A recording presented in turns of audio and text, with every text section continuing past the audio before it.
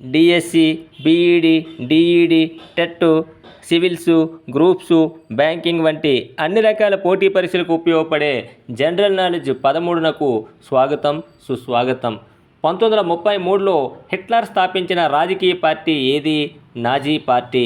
గణిత శాస్త్రంలో సంవర్గమాన పట్టికలను అంటే లాగరిథమ్ టేబుల్స్ను కనుగొన్నది ఎవరు? John Napier. ఎండ్రాస్ ప్రాజెక్ట్ అంటే ఏమిటి?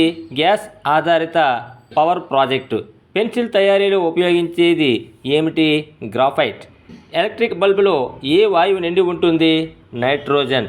ఆర్గాన్ కూడా ఎలక్ట్రికల్ బల్బులో నిండి ఉంటుంది. హాలోజెనిక్ ఎలక్ట్రికల్ బల్బుల్లో అయోడిన్, బ్రోమిన్లు కూడా నిండి ఉంటాయి. ఆస్తులు, సంపద నుంచి వచ్చే ఆదాయాన్ని ఏమంటారు? అసంపాదిత ఆదాయం. పారిశ్రామిక విప్లవం ఏ దేశంలో మొదలైంది? ఇంగ్లాండ్. మొదటి పారిశ్రామిక తీర్మానం ఏ సంవత్సరంలో చేశారు?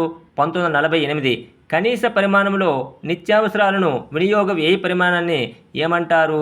దారిద్ర్య రేఖ. దేనిలో ఉపాంత ఉత్పాదకత శూన్యం అవుతుంది? ప్రచ్ఛన్న నిరుద్యోగం. వాణిజ్యం కోసం భూమార్గం ద్వారా భారతదేశానికి వచ్చిన మొదటి ఆంగ్లేయుడు ఎవరు? John Mildenhall. Bardoli Satyagraha ఉద్యమానికి నాయకత్వం వహించింది ఎవరు? సర్దార్ వల్లభాయ్ పటేల్. సూరత్ ఒప్పందం ఎవరెవరి మధ్య జరిగింది? రఘునాథరావు, బ్రిటిష్ అధికారుల మధ్య. రాచరిక రాష్ట్రాల్లో బ్రిటిష్ ఇండియా ఏజెన్సీ ఏజెంట్ పని ఏమిటి? వైస్రాయ్ ప్రతినిధి. భారత జాతీయ గీతాన్ని ఎవరు రాశారు? రవీంద్రనాథ్ ఠాగూర్. ఇప్పుడు మొక్కలు, వాటి శాస్త్రీయ నామాల గురించి తెలుసుకుందాం. మొక్క శాస్త్రీయ నామం: మామిడి మాంజిఫెరా ఇండికా, కొబ్బరి కోకస్ న్యూసిఫెరా, బెండ హైబిస్కస్ ఎస్కులెంటస్, చింత టామరండస్ ఇండికా, వంగ సొలానం మెలాంజినం, ఉల్లి ఎల్లియం సెపా, వెల్లుల్లి ఎల్లియం సెటైవం, ముల్లంగి రఫానస్ సెటైవం. అతి పెద్ద దీవుల సముదాయం ఏది? ఇండోనేషియా. చక్రవాతాలను వాడుక భాషలో ఏమంటారు?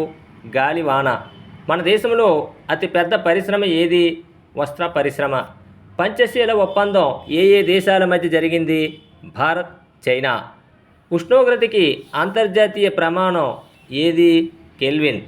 Please watch, like, share, comment and subscribe our channel. నిరుద్యోగులకు ఉద్యోగ పరీక్షలలో జీకే మరియు కరెంట్ అఫైర్స్ సహాయకారిగా ఉంటాయని భావిస్తూ ప్రసారం చేయడం జరుగుతూ ఉంది. కనుక ప్రతి ఒక్కరూ వీటిని వీక్షిస్తూ కృతార్థులు కాగలరని ఆశిస్తూ ఆల్ ద బెస్ట్.